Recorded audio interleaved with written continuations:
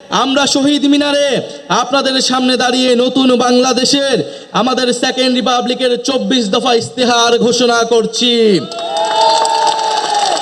আমাদের প্রথম দফাটি হলো নতুন সংবিধান ও সেকেন্ড রিপাবলিক, উপনিবেশ বিরোধী লড়াই, স্বাধীনতা সংগ্রাম ও জুলাই গণ অভ্যুত্থানে জনগণের সাম্য, মানবিক মর্যাদা ও সামাজিক সুবিচারের আকাঙ্ক্ষার ভিত্তিতে আমরা বহু ভাষা, সংস্কৃতি ও জাতির নতুন বাংলাদেশ তৈরি করব। পুরাতন ঝেড়ে ফেলে আমাদের রাষ্ট্রের নতুন যাত্রায় আমাদের প্রথম অঙ্গীকারী হচ্ছে গণপরিষদের মাধ্যমে একটা নতুন সংবিধান। জুলাইয়ের আকাঙ্ক্ষা পূরণে আমাদের এই নতুন সংবিধান একনায়কতন্ত্র, পরিবারতন্ত্র, ফ্যাসিবাদী কাঠামোর বিলোপ করে একটি বৈষম্যহীন, গণতান্ত্রিক, অন্তর্ভুক্তিমূলক ও জনকল্যাণমুখী রিপাবলিক গঠন করবে। আমাদের এই নতুন রাষ্ট্র ব্যক্তির জীবন, জীবিকা, মর্যাদা, অধিকার সংরক্ষণ করবে। এই নতুন সংবিধান আমাদের রাষ্ট্রের আইন, বিচার ও নির্বাহী বিভাগের মধ্যে ক্ষমতার সুনির্দিষ্ট বিভাজন ও ভারসাম্য নিশ্চিত করবে। আমরা জুলাই ঘোষণাপত্র, জুলাই সদনের সাংবিধানিক স্বীকৃতি নিশ্চিত করব। আমাদের দ্বিতীয় দফাটি হচ্ছে জুলাই গণ অভ্যুত্থানের স্বীকৃতি ও বিচার। এই জনপদের মানুষের উপনিবেশ বিরোধী সংগ্রাম, 1971-এর মহান মুক্তিযুদ্ধের কাঙ্ক্ষিত সাম্য, মানবিক মর্যাদা ও সামাজিক সুবিচার প্রতিষ্ঠার লড়াই এবং জুলাই গণ অভ্যুত্থানে একটি বৈষম্যহীন বাংলাদেশ গঠনের প্রত্যয়ই আমাদের প্রেরণা। আমরা জুলাইয়ে সংগঠিত গণহত্যা, শাপলা গণহত্যা, আমরা পিলখানা হত্যাকাণ্ড, গুম ও বিচার বহির্ভূত হত্যা সহ আওয়ামী ফ্যাসিবাদের সময়ে সংগঠিত সকল মানবতা বিরোধী অপরাধের দৃষ্টান্তমূলক বিচার ও শাস্তির জন্য আমরা লড়াই করব। জুলাই গণ অভ্যুত্থানের শহীদদের পরিপূর্ণ রাষ্ট্রীয় স্বীকৃতি, আহতদের চিকিৎসা, পুনর্বাসন নিশ্চিত করে আজীবন তাদের পাশে দাঁড়াবো। জুলাইয়ের জাতীয় ঐক্য, হাজারো শহীদের আত্মত্যাগের মহিমাকে ধারণ করার জন্য আমরা জুলাইয়ের স্মৃতি রক্ষা করব এবং সবসময় ফ্যাসিবাদ বিরোধী লড়াইয়ের সহযোদ্ধাদের পাশে থাকব। আমাদের তৃতীয় দফাটি হচ্ছে গণতন্ত্র, রাষ্ট্রীয় প্রতিষ্ঠানের সংস্কার। আমরা এমন একটা ইনসাফের রাষ্ট্র গড়ে তুলতে চাই যেখানে রাষ্ট্রীয় প্রতিষ্ঠানগুলো হবে জাতি, ধর্ম, বর্ণ নির্বিশেষে নিরপেক্ষ, নৈর্ভিত্তিক, মানবিক ও গণমুখী। জনসেবাই হবে তাদের মূল মন্ত্র। একই সঙ্গে রাষ্ট্রের সকল সাংবিধানিক ও বিধিবদ্ধ জবাবদিহিতা নিশ্চিতকারী প্রতিষ্ঠানের ক্ষমতা বৃদ্ধি করা হবে, যেন এই প্রতিষ্ঠানগুলো স্বাধীনভাবে কাজ করে নির্বাহী বিভাগের কর্তৃত্বপরায়ণ হওয়ার প্রবণতা প্রতিহত করতে পারে। আমরা এমন একটা গণতান্ত্রিক রাষ্ট্র প্রতিষ্ঠা করতে চাই যেখানে জনগণ শুধু নির্বাচনের দিন ক্ষমতার উৎস হবে না, বরং রাষ্ট্র পরিচালনার প্রতিটি ক্ষেত্রে জনগণের অংশগ্রহণ নিশ্চিত করা হবে। আমরা অবাধ, সুষ্ঠু, নিরপেক্ষ নির্বাচনের জন্য নির্বাচন কমিশন আইন ওর গঠন প্রক্রিয়ায় মৌলিক পরিবর্তন সাধন করব এবং রাষ্ট্র কর্তৃক নির্বাচন ও ব্যয় নির্বাহের আইন করার মাধ্যমে নির্বাচনে কালো টাকার প্রভাব হ্রাস করব এবং সৎ ও যোগ্য প্রার্থীদের প্রতিদ্বন্দ্বিতার সুযোগ সৃষ্টি করব। আমাদের চতুর্থ দফাটি হচ্ছে ন্যায়ভিত্তিক বিচার ব্যবস্থা ও আইন সংস্কার। আমাদের রাষ্ট্রে স্বাধীন বিচার বিভাগ ক্ষমতাবানদের পক্ষে অন্ধ অবস্থান নিবে না, বরং মজলুমকে তার প্রাপ্য ন্যায় বিচার বুঝিয়ে দিবে। এছাড়া একটি সত্যিকার জনগণতান্ত্রিক রাষ্ট্র গড়ে তুলতে আমরা ঔপনিবেশিক আমলের সকল আইনকে জাতীয় ও আন্তর্জাতিক মানবাধিকার মানদণ্ডের ভিত্তিতে যুগোপযোগী করব। মৌলিক মানবাধিকার লঙ্ঘন করে এমন কোনো আইন তৈরি করা হবে না। আমরা বিচার বিভাগের আলাদা সচিবালয়কে পরিপূর্ণ আর্থিক স্বাধীনতা প্রদান সহ সম্পূর্ণভাবে ক্রিয়াশীল করব। মামলার জট ও দীর্ঘসূত্রে কমাতে আমরা বিচারক, আদালতের সংখ্যা বাড়াবো। আমরা মামলার নথিপত্রগুলোকে ডিজিটালাইজ করব এবং মামলার অগ্রগতি অনলাইন ট্র্যাকিংয়ের ব্যবস্থা করব। আমরা দেওয়ানি দায়ের ক্ষেত্রে আর্থিক ক্ষতিপূরণের প্রাপ্তির বিষয়ে এক আইনগত কাঠামো প্রণয়ন করব।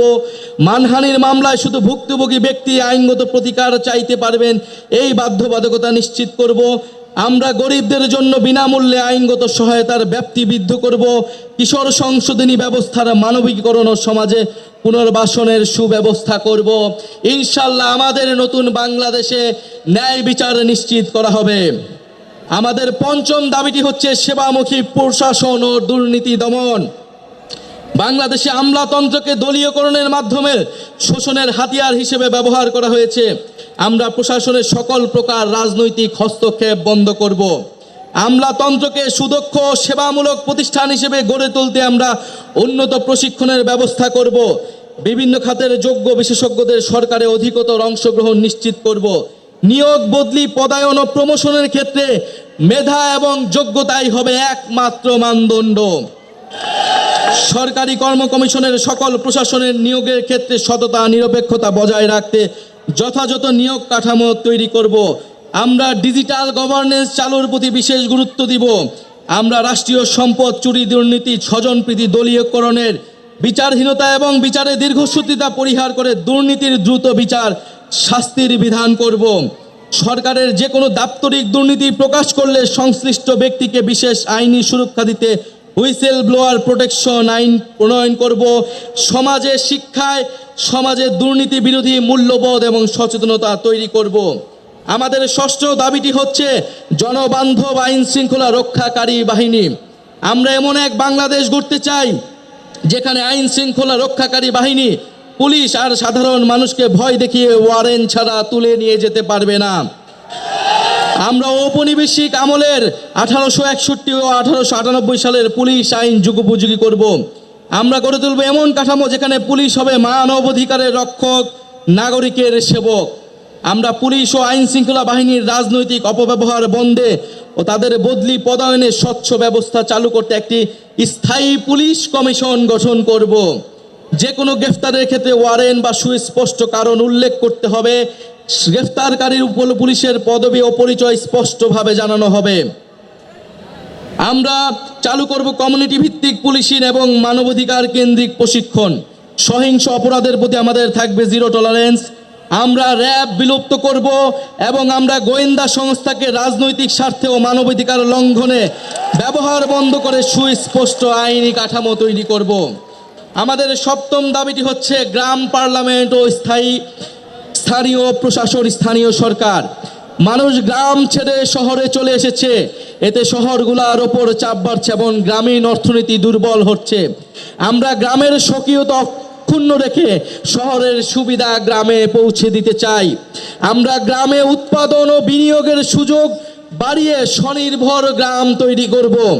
আমরা স্থানীয় পর্যায়ে শাসন ব্যবস্থায় জনগণের অংশগ্রহণ নিশ্চিতে গ্রাম পার্লামেন্ট গঠন করব এবং এই পার্লামেন্টের হাতে স্থানীয় সমস্যা সমাধান ও উন্নয়ন তদারকির দায়িত্ব অর্পণ করব। আমরা স্থানীয় সরকার কাঠামোকে শক্তিশালী করার মাধ্যমে ক্ষমতার বিকেন্দ্রীকরণ নিশ্চিত করব এবং স্থানীয় সরকারকে স্থানীয় উন্নয়নের কেন্দ্রবিন্দুতে পরিণত করব। আমরা সংসদ সদস্যের ক্ষমতার অপব্যবহার বন্ধ করে স্থানীয় নির্বাচিত জনপ্রতিনিধিকে ক্ষমতায়িত করব।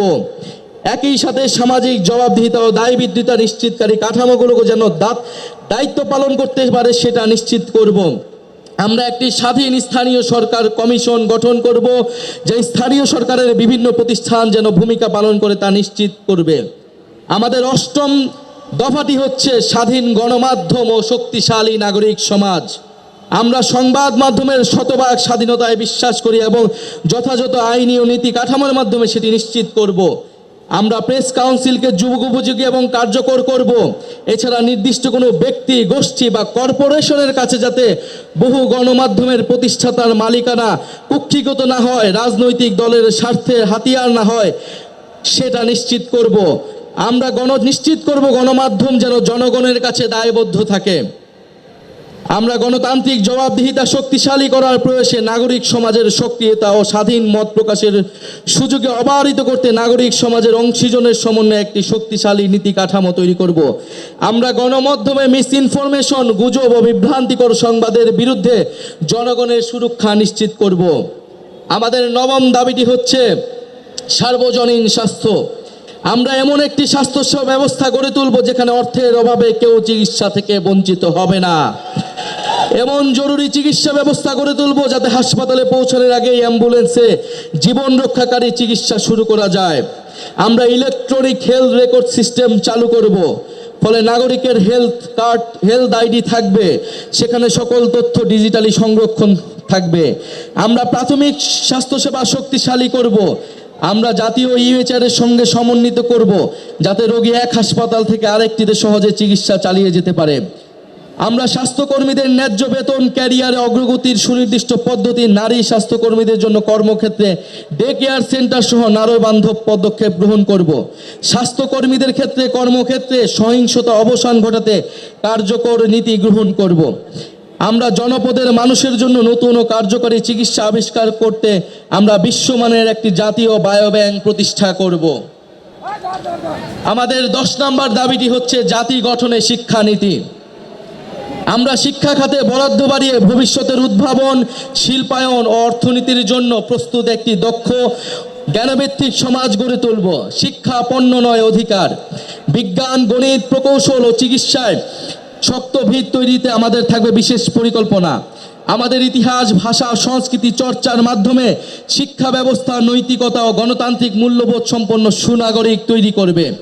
শিক্ষার ভিত্তি দৃঢ় করার জন্য প্রাথমিক, মাধ্যমিক ও কারিগরি শিক্ষাকে গুরুত্ব দেওয়া হবে এবং উচ্চশিক্ষার মূল্য লক্ষ্য হবে মানসম্পন্ন গবেষণার মাধ্যমে জ্ঞান সৃষ্টি করা। আমরা সংশ্লিষ্ট অংশীজনের সাথে আলোচনা করে বাংলা মাধ্যম, মাদ্রাসা ও ইংরেজি মাধ্যম সহ বিদ্যমান সকল ধরনের শিক্ষা মাধ্যম ও পদ্ধতিগুলোর মধ্যে যৌক্তিক সমন্বয় করব। কর্মমুখী বৃত্তিমূলক নার্সিং শিক্ষা ও দক্ষতা প্রশিক্ষণকে আন্তর্জাতিক মানের আধুনিক ও যুগোপযোগী করে গড়ে তুলব, যাতে নাগরিকের জন্য কর্মসংস্থান তৈরি হয়। আমরা শিক্ষকের মর্যাদা প্রতিষ্ঠার অংশ হিসেবে বহির্বিশ্বের সাথে সঙ্গিত রেখে পৃথক বেতন কাঠামো বাস্তবায়ন ও রাষ্ট্রীয় নীতি ও পদক্ষেপ গ্রহণ করব। এমপিওভুক্ত শিক্ষা প্রতিষ্ঠানগুলোকে পর্যায়ক্রমে জাতীয়করণ করা হবে। শিক্ষা প্রতিষ্ঠানে ছাত্র, শিক্ষক, কর্মকর্তা, কর্মচারীদের রাজনীতি ও তার উপর জাতীয় রাজনীতির প্রভাব বিষয়ে সংশ্লিষ্টদের মতামতের ভিত্তিতে গ্রহণযোগ্য নীতিমালা প্রণয়ন করা হবে। আমাদের 11 নম্বর দফাটি হচ্ছে গবেষণা, উদ্ভাবন ও তথ্য প্রযুক্তি বিপ্লব। আমরা উন্নত বিশ্ব থেকে প্রযুক্তি স্থানান্তর ও দেশে প্রযুক্তি জ্ঞান সম্পন্ন দক্ষ মানব সম্পদ তৈরিতে বিশেষ উদ্যোগ গ্রহণ করব।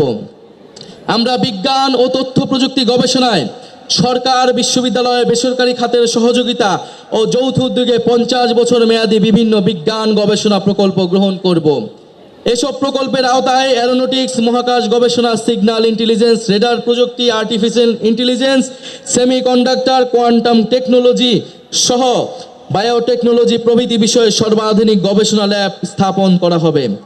পাশাপাশি বিষয়ে বিশ্বের সেরা ল্যাবগুলো থেকে সহযোগীদের স্থাপন ও দেশি বিদেশি বিশেষজ্ঞদের প্রতিযোগিতামূলক বেতনে নিয়োগ করা হবে। কম্পিউটেশনাল গবেষণায় বিশেষ গুরুত্ব আরোপ করার জন্য একটা ন্যাশনাল কম্পিউটিং সার্ভার ও বিশ্ববিদ্যালয় ভিত্তিক কম্পিউটিং ক্লাস্টার তৈরি করব।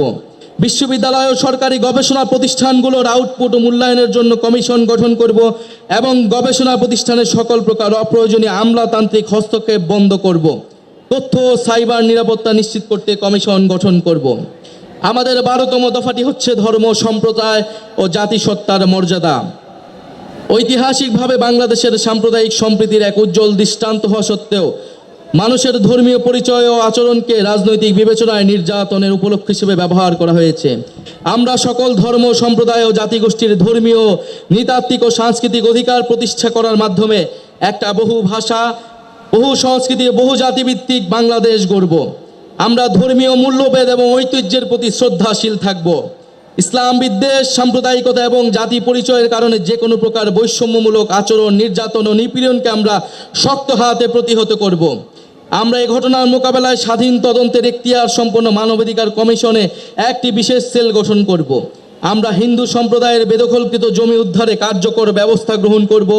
দলিত, হরিজন, তফসিলি সম্প্রদায়ের সমাজের পিছিয়ে পড়া অংশে বিকাশে আমরা কার্যকর পদক্ষেপ গ্রহণ করব।